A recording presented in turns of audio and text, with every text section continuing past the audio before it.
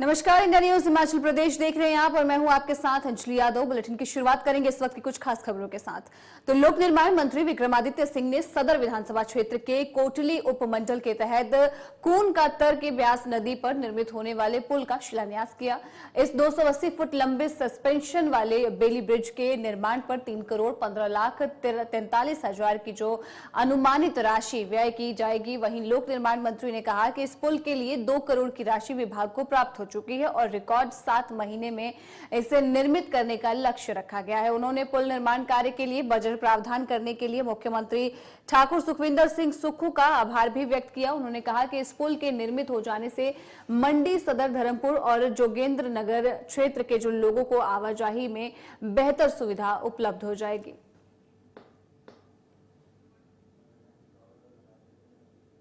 नहीं, देखिए, ऐसा है, ये सरकार की वचनबद्धता है कि हम जो कहते हैं उसको हर हाल में पूरा करते हैं। और पिछले साल इसी ब्यास नदी के ऊपर अलग अलग जगहों में बहुत ज़्यादा नुकसान हुआ।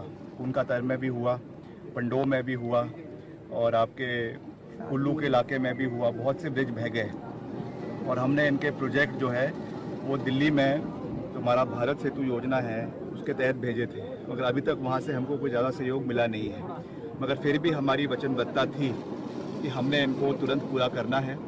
मैं धन्यवाद करना चाहता हूँ प्रदेश के माननीय मुख्यमंत्री जी ठाकुर सुखविंदर सिंह सुक्खू जी का, जिन्होंने इसके लिए विशेष बजट का प्रावधान किया।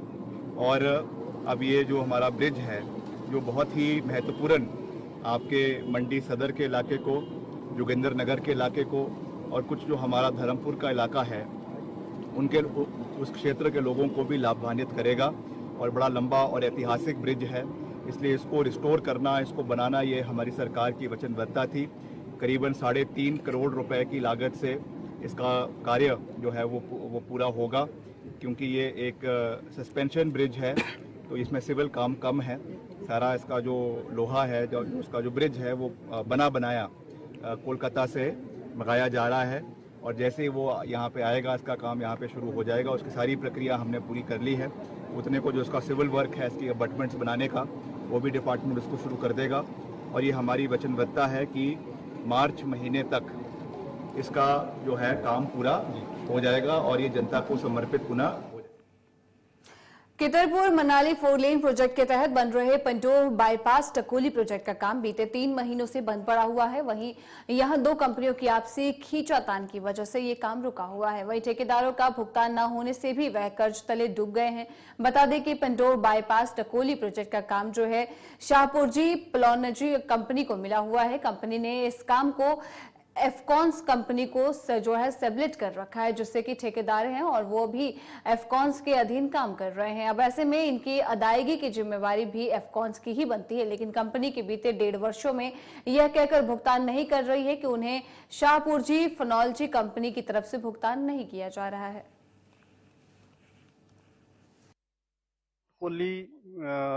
टकोली बाईपास रोड का जो काम चल रहा था वो 3 महीने से बंद पड़ा हुआ है और जो हमारा इतना कंस्ट्रक्शन का वर्क सारा जो हमारे यहाँ के जो जितने लोकल ठेकेदार थे उन्होंने इस काम को किया है और बड़ी मेहनत से किया हुआ है।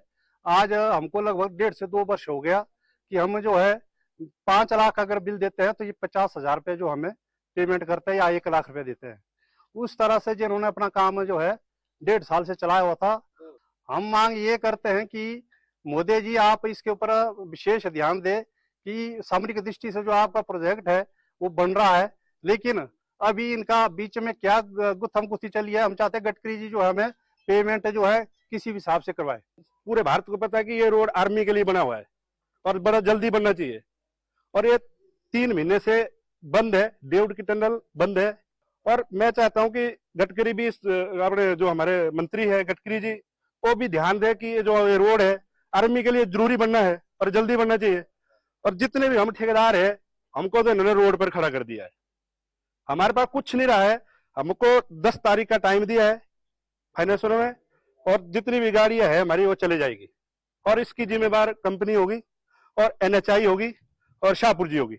और शाहपुर जी से भी हम दुर्खास्त करते हैं कि जितना भी काम किया है कंपनी ने उनको भी पैसा दे, NHI भी उनको पैसा दे ताकि हमें भी मिल जाए। मेरे ख्याल से 50-60 करोड़ के आसपास का जो है ठेकेदारों का जो पैसा फंसा हुआ है परंतु पिछले काफी लंबे समय से पत्र द्वारा लिखित और मौखिक रूप से हम लोगों ने सूचित भी किया, मगर कंपनी के द्वारा जो है कोई भी जो इसके ऊपर जो है उचित कार्यवाही नहीं की जा रही है। इसलिए आज हम सभी कॉन्ट्रैक्टरों ने मिलजुल के जो एक लिखित सूचना जो है मैनेजमेंट को दे दी है, और उसमें हमने 1 सप्ताह का टाइम इन्हें जो इनको दिया है कि विद इन वीक जो है सभी ठेकेदारों की जो है पूरी जो पेमेंट है वो दी जाए, ताकि हमारी जो जीएसटी का, ईपीएफ का जो कंप्लायंसेस कंप्लीट हो, और जो है आपके जो हमारे लोन के जो है उसकी ईएमआई जो हम लोग भर पाए। अगर इस एक सप्ताह के अंदर ये लोग जो है ये पैसे का भुगतान नहीं करते हैं, तो हम अगले 1 सप्ताह के बाद सब लोग अगली रणनीति तय करेंगे, और हो सकता है हम लोग जो है सड़क में जो रास्ता जो अपना जो काम हमने किया है, ये टनलों के अंदर ये सारी चीजें हम जहां काम किया हम रोड बंद कर देंगे, यहाँ पे चक्का जाम करेंगे इसके। तो वहीं कोलकाता में महिला डॉक्टर की हत्या के बाद पूरे देश में धरने प्रदर्शन हो रहे हैं। तो वहीं अब विभिन्न समितियां के द्वारा महिला सुरक्षा के लिए कड़े कानून बनाने की भी मांग रखी जा रही है। जिला कुल्लू के मुख्यालय ढालपुर में भी अखिल भारतीय जनवादी महिला समिति के द्वारा धरना प्रदर्शन किया गया। तो वहीं डीसी के माध्यम से राष्ट्रपति को भी ज्ञापन भेजा गया है। ज्ञापन में मांग रखी गई है कि कार्यस्थल पर महिलाओं की सुरक्षा के लिए कड़े कानून बनाए जाने चाहिए। इंडिया न्यूज में आपका स्वागत है। मैं कुल्लू से ब्यूरो प्रिया शर्मा। पश्चिम बंगाल के कोलकाता में महिला डॉक्टर की हत्या के बाद से पूरे देश में प्रदर्शन हो रहे हैं। इसी कड़ी में जिला कुल्लू के मुख्यालय ढालपुर में भी अखिल भारतीय जनवादी महिला समिति द्वारा धरना प्रदर्शन किया गया। वहीं डीसी के माध्यम से राष्ट्रपति को भी उन्होंने ज्ञापन सौंपा और ज्ञापन में मांग रखी कि कार्यस्थल पर महिलाओं की सुरक्षा हेतु कड़े तथा ठोस कदम बनाए जाए, जिससे महिलाओं की सुरक्षा, महिलाएं सुरक्षित रह सकें। महिला समिति भी आज कुल्लू के अंदर ये प्रदर्शन कर रही है। हम ये कहना चाहते हैं देश की सरकार से कि आपने बेटी बचाओ बेटी पढ़ाओ का नारा दिया था, लेकिन ये कहीं भी धरातल पर दिखता नहीं नजर आ रहा है। जैसे कि आप जानते हैं कि उत्तराखंड से हम कहना चाहते हैं कि हर साल 15 अगस्त को जो है हमारे प्रधानमंत्री जी लाल किले से जो है एक आह्वान करते हैं महिला सुरक्षा की बात को लेकर। तो दूसरी तरफ हम क्या देखते हैं कि जिस तरह से पिछले साल जो है एक तरफ वो कह रहे थे कि हमें महिला का सम्मान करना चाहिए, महिला सुरक्षा की बात कर रहे हैं कि हमें उनका जो है आदर करना चाहिए। दूसरी तरफ हमने देखा कि उन्होंने बिल्किस बानो के जो 11 आरोपियों को जो है जेल से रिहा किया था। आज भी जो हम देख रहे हैं कि 15 अगस्त के दिन जो हमारे प्रदेश के प्रधानमंत्री जी यही बात दोहरा रहे थे, लेकिन दूसरी तरफ क्या कर रहे हैं, राम रहीम जैसे और आसाराम जैसे बलात्कारियों को जो है उन्होंने जेल से रिहा कर दिया है और पैरोल पर छोड़ दिया गया है। तो हम ये कहना चाहते हैं कि आप किस तरह का संदेश जो है जनता को देना चाहते हैं। दूसरी बात की जो हमारे मांग है आज जनवादी महिला समिति की, हमारी ये मांग है कि जो सुप्रीम कोर्ट ने विशाखा गाइडलाइन निर्धारित की है महिलाओं के लिए, तो हम कहते हैं कि उसका सही से पालन किया जाए और जो है हॉस्पिटल के अंदर मेडिकल कॉलेज हो, प्राइवेट हो या फिर जो हमारी महिला साथी कर्मी जो है किसी भी डिपार्टमेंट में काम करती तो उनकी सुरक्षा का जो है प्रावधान किया जाए, उनके रेस्ट रूम का जो है इंतजाम किया जाए, उनको जो है जो ड्रेसेस चेंज करती है उसके लिए रूम अवेलेबल किया जाए। तो इन सभी मामलों को लेकर हमने जो है इन मांगों को लेकर जो है हम यहाँ पर आज प्रदर्शन कर रहे हैं और मांग कर रहे हैं देश के प्रधानमंत्री और राष्ट्रपति से, क्योंकि हमारे देश के राष्ट्रपति जो एक महिला है, तो महिला को सुरक्षा को लेकर जो है कड़े से कड़े कानून बनाए। अगर उन्हें जो हमारी कलकत्ता के अंदर जो ट्रेनिंग डॉक्टर पीड़िता है उसको न्याय दिया जाए और जल्दी से जल्दी जो है न्याय दिया जाए, फास्ट ट्रैक कोर्ट में लेके जाए। और यही इन सभी मांगों को लेकर जो है हमने प्रदर्शन किया है। अगर ये सब मांगे नहीं मानी जाती तो आगे भी हम इस प्रदर्शन को जारी रखेंगे। इंडिया न्यूज में आप वहीं जोगिंद्रनगर में पिछले लगभग 1 महीने से पुलिस के लिए सिरदर्द बन चुके चोर गिरोह आखिरकार पुलिस का सिकंजा अब उन पर चढ़ गया है। जोगिंद्रनगर पुलिस ने 2 अलग-अलग मामलों में 5 युवकों को गिरफ्तार किया है। चोरों के द्वारा 2 अगस्त को जोगिंद्रनगर के काली माता मंदिर की मूर्ति की नथ चुरा ली गई थी, जिसकी शिकायत 22 अगस्त को मंदिर की देखभाल और पूजा करने वाले संजीव कुमार ने पुलिस में की थी। अब इस मामले में पुलिस ने दोनों युवकों पीटर जो कि 24 साल का है और वहीं 23 वर्षीय रोहित को भी गिरफ्तार कर लिया है।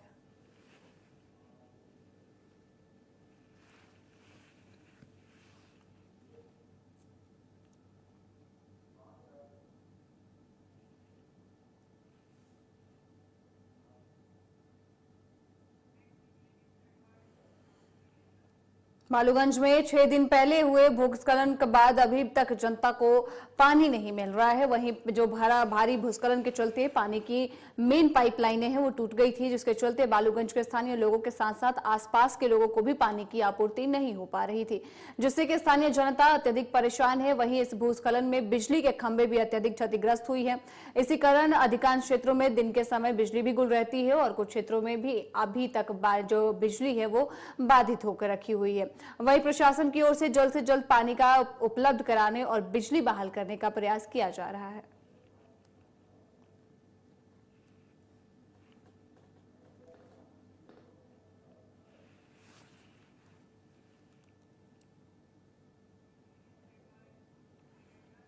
सुजानपुर मार्ग पर मृदुल चौक पर आधी रात को एक तेज रफ्तार ट्रक ने बिजली के खंभे को टक्कर मारने दिया। लोगों के अनुसार तेज रफ्तार ट्रक अनियंत्रित होकर शाहिद मृदुल स्मारक जो है शर्मा स्मारक के साथ बिजली के खंभे को टक्कर मार दिया, जिससे कि बिजली का खंभा टूट गया। वहीं जिस समय यह टक्कर हुई तो उस समय एक बड़ा धमाका हुआ, जिससे आसपास के लोग भी डर गए। वहीं बिजली का खंभा टूट जाने से हमीरपुर से सुजानपुर वाया आने जाने वाला मार्ग यातायात के लिए बाधित हो गया है।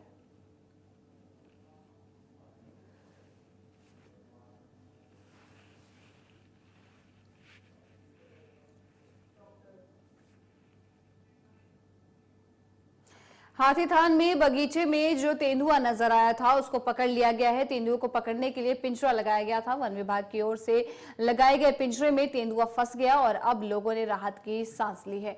बगीचे के आसपास तेंदुआ दिखाई देने से ग्रामीण में जो है दहशत का माहौल बना हुआ था।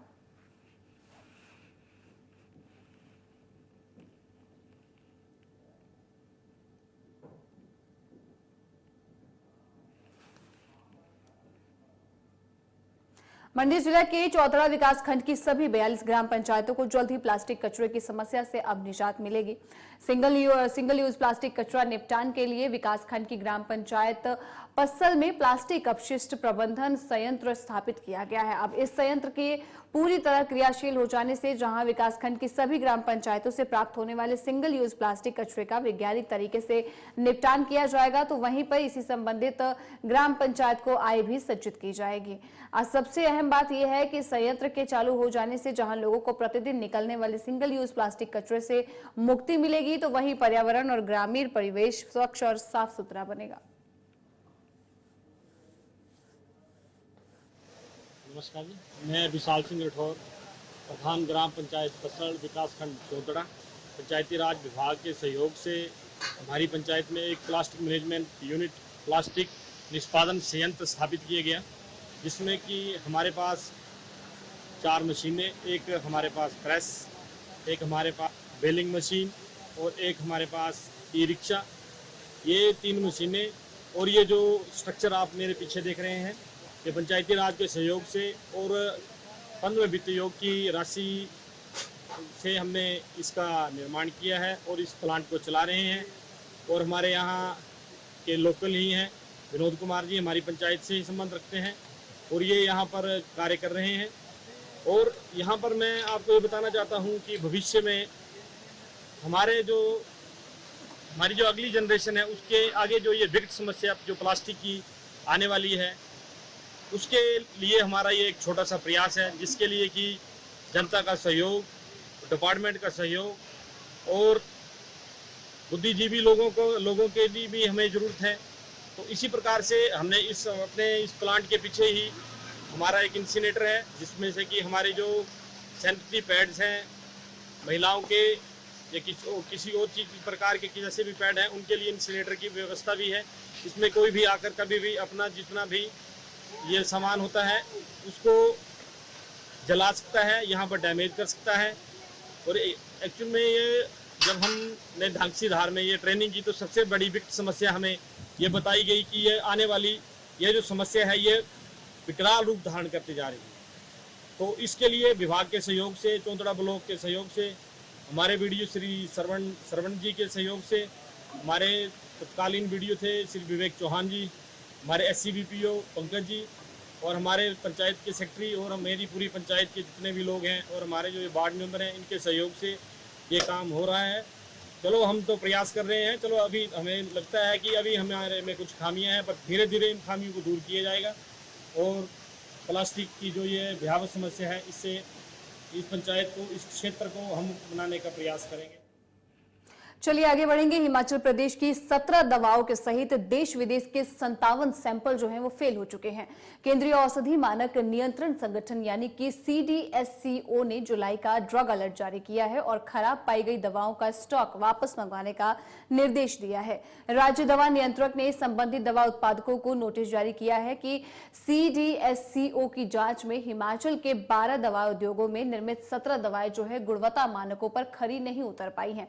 अब CDSCO द्वारा जारी जुलाई माह के ड्रग अलर्ट में खुलासा हुआ है कि इन दवाओं का जो निर्माण है वो बद्दी, टाहलीवाल और झाड़माजरी, सोलन, पांवटा साहिब, नालागढ़ और परवाड़ू स्थित दवा उद्योगों में हुआ है।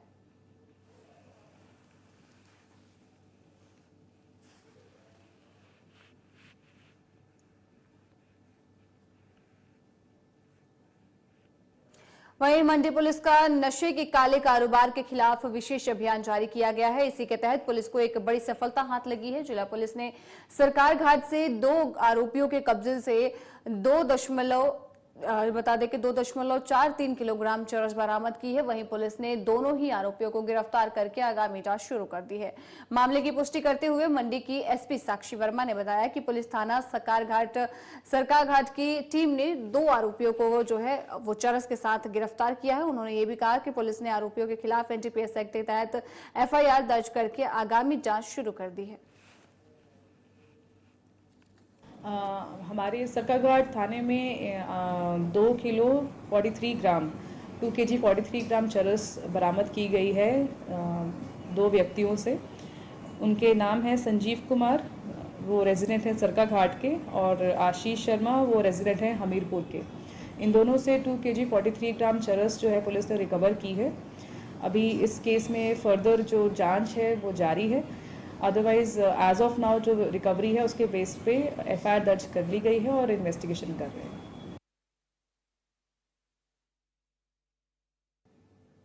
तो वहीं बरसात के मौसम में जल जनित रोगों के फैलने की आशंका जो है वो बनी रहती है। कई बार इकट्ठे हुए पानी से डेंगू जैसे रोग फैलते हैं जो मच्छरों के काटने से होता है। इसी समय जिला सिरमौर में डेंगू के मामले बढ़ रहे हैं और अभी तक 1322 मामले आ चुके हैं। बता दें कि जिला मुख्यालय नाहन के अमरपुर मोहल्ला में ज्यादा मामले सामने आए हैं। स्वास्थ्य विभाग ने डेंगू से बचाव को लेकर एडवाइजरी भी जारी की है। सिरमौर जिला में 1322 डेंगू के मामले अभी तक आए हैं। जो भी जितने भी मरीज हैं वो लगभग किसी को भी कोई सीरियस बीमारी नहीं है, सीरियस नेचर की बीमारी नहीं है। ज्यादातर लोग OPD से ही दवाई खा रहे हैं, कुछ लोग एडमिट भी हैं। कोई अभी तक इसमें कोई मृत्यु मरीजों की नहीं हुई है और स्वास्थ्य विभाग इसको लेकर, डेंगू को लेकर पूरी तरह से सजग है। हम हफ्ते में एक बार नाहन शहर में, क्योंकि ज्यादा केसेस नाहन शहर के हैं, तो नाहन शहर में ड्राई डे करवा रहे हैं। हम एक पहले रैली करते हैं, उसके बाद हम लोगों के घर घर, हमारी 20 टीम्स हमने बनाई हैं जो लोगों के घर घर जाकर उन्हें एजुकेट भी करती है और उन्हें साथ के साथ अपने घर में अगर कहीं पानी स्टोर करके लगातार कई दिनों से नंगा पड़ा रखा हुआ है तो उसको खाली करने के लिए भी कहती है और साथ में करवाती भी है। अब लेकिन मैं एक बात कहना चाहूंगा कि जब तक लोग खुद अपने आप को बचाने के लिए आगे नहीं आएंगे तब तक बीमारी को रोकने के प्रयास अधूरे ही रहेंगे। डेंगू ऐसी बीमारी है जिससे बचा बड़े आराम से जा सकता है। आप पूरी बाजू के कपड़े पहने, सुबह शाम घर से बाहर निकलने में थोड़ी परहेज करें। अगर बाहर निकलते हैं तो मॉस्किटो नाशक क्रीम लगा के बाहर निकलें, पूरी बाजू के कपड़े पहन के बाहर निकलें। आपके घर में या घर के आसपास आपकी छत पे अगर कोई एक पॉलीथीन भी पड़ा है जिसमें पानी रुका हुआ है तो लार्वा उसमें भी पैदा हो सकता है। तो कहीं भी पानी 7 दिन से ज्यादा इकट्ठा ना होने दें। 7 दिन बाद हर बर्तन को खाली करें और हर बर्तन को खाली करके उसे साफ करें। उसके बाद दोबारा उसमें पानी भरें, साफ सफाई करें। तो हिमाचल में मानसून सीजन में हो रही बरसात के बीच जो है वो ब्यास नदी उफान पर नजर आ रही है। वहीं दूसरी ओर नदी के किनारे संकरे रास्ते को ग्रामीण ज्ञान हथेली पर रखकर जान हथेली पर रख के जो है वो मजबूर है। इस संकरे रास्ते पर अगर जरा सा भी किसी का पैर फिसला तो सीधे ब्यास नदी में समा जाएगा।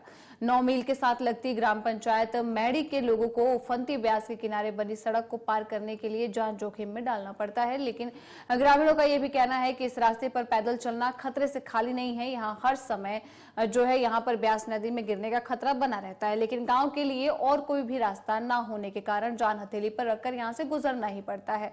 ग्रामीण उपायुक्त मंडी ने लगभग मांग करते हुए कहा है कि जल्द से जल्द इस रास्ते को सही तरीके से बनवाया जाए। इसी साहब के पास हम एक पंचायत की तरफ से ज्ञापन लेकर आए थे, जिसमें 9 मील भ्याली और धाच एक रास्ता है उसके विषय से रिलेटेड था।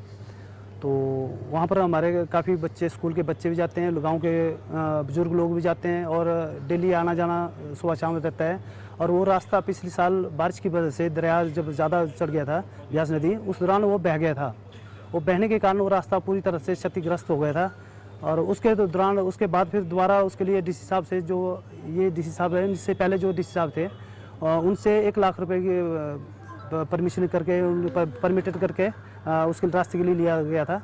तो उसके बाद वो पैसा पंचायत में आया था। पंचायत वालों ने किस प्रकार से वो काम किया वो पता नहीं है। कि बांस के बम्बू लगे थे जो पहले से टेम्परेरी रास्ता था, उसके ऊपर सरिया डाल के टेम्परेरी रास्ता बना के उन्होंने टेम्परेरी से उसको बना लिया। और उसके दौरान अभी इस साल दोबारा वो बह गया और लोग रिस्क पे जाते रहते थे। अभी दोबारा वहाँ उसी दौरान सीढ़ी बना के दोबारा अभी रास्ता बनाया हुआ है और लोगों को तो मजबूरी है कि उनको जाना पड़ रहा है और कोई रास्ता आसपास है नहीं है। तो मैं एक एक्स सर्विसमैन की हैसियत से मैं यह ट्रूप्स के साथ आया हूँ, क्योंकि वहाँ मुझे लगा कि ये ज़रूरत है इन लोगों को। तो इसलिए, बल्कि मैं उस रास्ते से कम आता जाता हूँ, मेरे लिए वहाँ ना जाना रास्ता नहीं है। फिर भी एक पंचायत के एक एक्स सर्विसमैन की हैसियत से मुझे यहाँ आना पड़ रहा है। और मैं चाहता हूँ कि हमने ये ज्ञापन डीसी साहब को सौंपा है और डीसी साहब ने इसके लिए वीडियो सदर इंक्वायरी के लिए दिया है, ऑर्डर दिया है। और मैं चाहता हूँ कि हम एक प्रस्ताव रखकर डीसी साहब से वहाँ के लिए दोबारा रास्ते के लिए कुछ पैसा दें और वो रास्ता जल्दी से जल्दी। बालूगंज और चौड़ा मैदान के बीच एमएलए क्रॉसिंग के पास हुए भूस्खलन के चलते 5वें दिन भी सड़क मार्ग बाधित रहा। सभी वाहन फिलहाल चक्कर से होकर समर हिल, टूट और बिलासपुर, हमीरपुर जा रहे हैं। प्रदेश में अब तक हुई बारिश से कुल 120 करोड़ रुपए की सरकारी और निजी संपत्ति तबाह हो गई है। इस सीजन में 135 घर पूरी तरीके से जमींदोज हुए, जबकि 408 घरों को आंशिक नुकसान पहुंचा है। वहीं हिमाचल प्रदेश में अब मानसून धीमा पड़ गया है। मौसम विभाग के अनुसार अगले 48 घंटे तक प्रदेश भर में मौसम साफ रहेगा। 25 अगस्त से 6 जिलों में हल्की बारिश हो सकती है।